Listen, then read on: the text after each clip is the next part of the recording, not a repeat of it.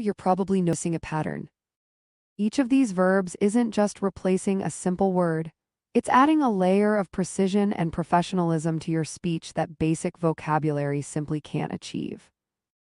Saying someone supported a product is fine, but saying they endorsed it tells your listener something more specific, that there's public trust, credibility, and reputation involved. Saying a movie shows struggles is fine, but saying it depicts struggles signals a more thoughtful, almost artistic representation. This is the real secret behind sounding advanced in English. It's not about using complicated words for the sake of complexity. It's about choosing words that carry exact meaning, so your listener understands not just what you're saying, but the specific shade and tone behind it. We've now covered 5 verbs together, and if you've been following along, guessing before I reveal each answer, you're already training your brain to think in more precise English. But we're only halfway through. Coming up next is a verb you'll hear constantly in professional settings. Anytime someone talks about speeding up a process, cutting through delays, or getting things done faster than expected. This next one is going to be especially useful if you work in business, logistics, or really any environment where time matters. So stay with me, because verb number 6 is where things start getting even more practical for your everyday conversations. Part 3, orchestrated continuation of verb series with examples and transitions orchestrated. Continuation of verb series with examples and transitions part 3. Here we are at verb number 6. And this one is a genuine favorite in workplaces, business emails, and anywhere efficiency matters. Expedite. Say it with me, expedite. Before I reveal the meaning, take your guess. The correct answer is to speed up a process. Expedite means to make something happen faster by cutting down on delays. But here's what makes this word special. It's not just about doing something quickly. When you expedite something, you're actively removing obstacles, clearing out unnecessary waiting time, and pushing the entire process forward with intention. It carries a sense of urgency and effort behind it, not just speed for its own sake. Let's look at how this plays out in real situations. We need to expedite the delivery process. Imagine a company realizing their shipments are taking too long, so they decide to streamline everything, cut out unnecessary steps, and get products to customers faster. That's expediting in action.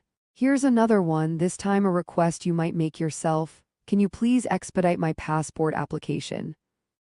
This is something you'd say to an official or an agency when you need your documents processed faster than the usual timeline, maybe because of an urgent trip. And here's a broader, more reflective example. Technology and social media have expedited communication. Think about that for a moment. Don't you agree that because of apps like WhatsApp, we can now connect instantly with someone on the other side of the world? A message that once took days to deliver by letter now arrives in seconds.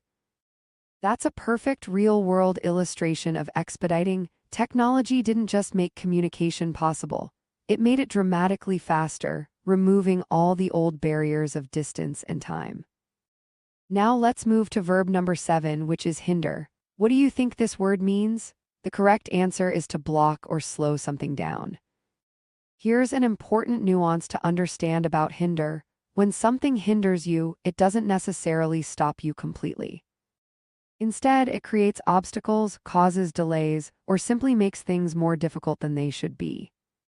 In simpler terms, hinder describes anything that gets in the way of progress, even if that progress eventually still happens. Let's walk through some examples to make this crystal clear. Lack of funds hindered the project. Notice hindered here is just the past tense of hinder. This sentence tells us that a shortage of money didn't necessarily kill the project entirely, but it definitely slowed things down, created setbacks, and made progress harder to achieve. Here's another example, this time more personal and reflective. Fear can hinder personal growth. Think about how true this is in real life. Fear doesn't always stop people from growing entirely, but it definitely gets in the way. It makes people hesitate, avoid risks, and hold back from opportunities that could otherwise help them improve. In one more practical example, bad weather hindered the rescue operation. Now compare this to a simpler sentence like bad weather slowed the rescue operation. Both sentences communicate something similar, but hindered sounds more precise, more professional, and frankly, more impressive. This is exactly the kind of upgrade we're aiming for throughout this lesson, taking basic, everyday vocabulary and replacing it with words that communicate the same idea, but with far more sophistication and clarity. What's fascinating about expedite and hinder is that they sit on opposite ends of the same idea. One speeds things up, the other slows things down. Once these two words are part of your vocabulary, you'll find yourself reaching for them constantly, whether you're describing a business process, a personal goal, or even something as simple as household plans getting delayed by unexpected circumstances. Think about how often in daily life you talk about things moving faster or slower than expected.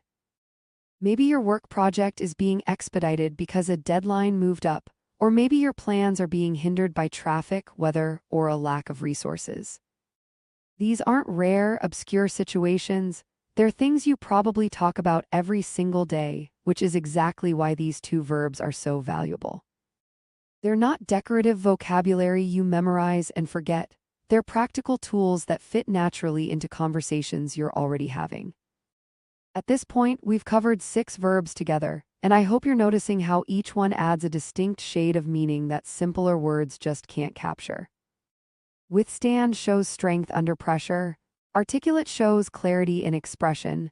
Amend shows careful improvement. Depict shows vivid representation. Endorse shows public trust and approval. And now, expedite and hinder show the push and pull of progress, one accelerating it, one slowing it down. Together, these words are quietly transforming how precisely you can describe situations, actions, and outcomes in English. And we're not done yet. Up next is a verb that's become incredibly popular in modern business language, especially among entrepreneurs, marketers, and influencers who talk about using their strengths strategically to gain an edge. If you've ever wondered how successful people talk about using what they already have to get ahead, verb number 8 is going to answer exactly that question. So let's keep this momentum going and move straight into it. Want to be notified when Claude responds?